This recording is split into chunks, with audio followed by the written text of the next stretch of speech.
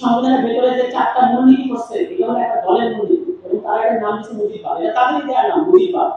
একজন ব্যক্তিকে মাথায় রেখে তারা সংবিধানটা করছে। এর সাথে আমাদের জনগণের কোনো সম্পর্ক নেই।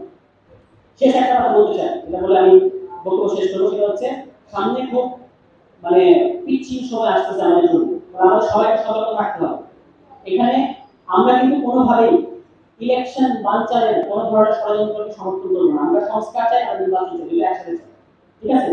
কিন্তু যারা নির্বাচন বানচাল করতে চাচ্ছেন তারা বাংলাদেশকে একটা ভয়াবহ সংকটে ফেলে দিতে চাচ্ছেন। কিভাবে? ওই যে 111-এর মতো 111-এর মতো একটা কাণ্ড এখানে অনেকে করতে চাচ্ছেন, অনেকে ভোট পাকাচ্ছেন। আমরা এটা বিরোধিতা করি। আপনারা দেখবেন যে এই যে নুরুল হক নূর একজন তরুণ নেতা, তাকে যেভাবে মারা হয়েছে, কোন স্বাধীন দেশে কোন রাজনীতিবিদকে এভাবে মারা হয় কোন ইতিহাস আছে? আপনারা কি ভাই আওয়ামী লীগের মতো করতে চান নাকি? আপনারা বাংলাদেশের অন্যতম গুরুত্বপূর্ণ তরুণ নেতা তাকে এইভাবে মারলেন কেন? এখন তাকে বিদেশে নিয়ে চিকিৎসা দিতে হচ্ছে। এগুলো হচ্ছে আমাদেরকে এক ধরনের, আপনারা মনে রাখবেন ওই মাইকটা কিন্তু নূর একা খায়নি, আমরা হয়েছে।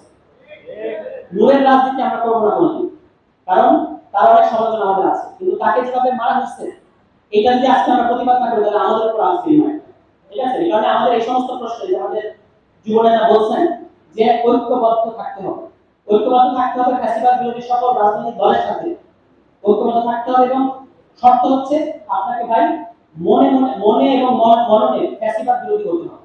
ওয়ালটন এখন দেশের সীমানা পেরিয়ে পৌঁছে গিয়েছে 50টিরও বেশি দেশে।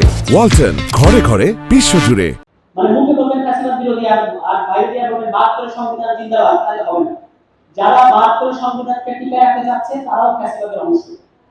তারা আওয়ামী লীগের মতো, তারা জাপার মতো। এখন বিএনপি বলছে, শহীদ প্রেসিডেন্ট জিয়াউর রহমান বলছে বহুদলীয় গণতন্ত্র হবে বাংলাদেশে, বলছিল না? তো বহুদলীয় গণতন্ত্র মানে কি আমাদের ইউনিয়নের নেতাকে আপনার নেতা হুমকি দিবে যে ঘরে থাকতে দিব না?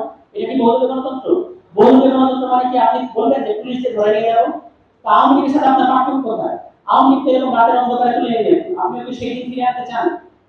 পরিষ্কার করে বলতে চাই যে বাংলাদেশে ছাত্র জনতার এই যে একটা নতুন দল হয়েছে, এই নতুন দল বাংলাদেশের আগামী দিনে রাষ্ট্র পরিচালনা করবে জনগণের ম্যান্ডেটে।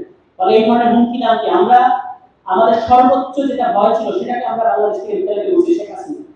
শেখ হাসিনাকে তারা বিতাড়িত করতে পারছে বাংলাদেশে, তাদেরকে আপনি কোনো কিছুতে আজদাই দিয়ে ভয় রাখতে পারবেন না। শেখ হাসিনাকে আমরা এই দেশ থেকে তাড়িয়ে দিচ্ছি। আপনারা হচ্ছেন চুনোপুটি যারা আজকে চোখ জানাচ্ছেন আমাদের, ঠিক আছে? সন্ত্রাসী ক্যাডারকে দল হয় না। আমাদের এই দলের এখানে যারা আছেন এরা সবাই পরীক্ষা মানুষ, সবাই হচ্ছে সংগঠন।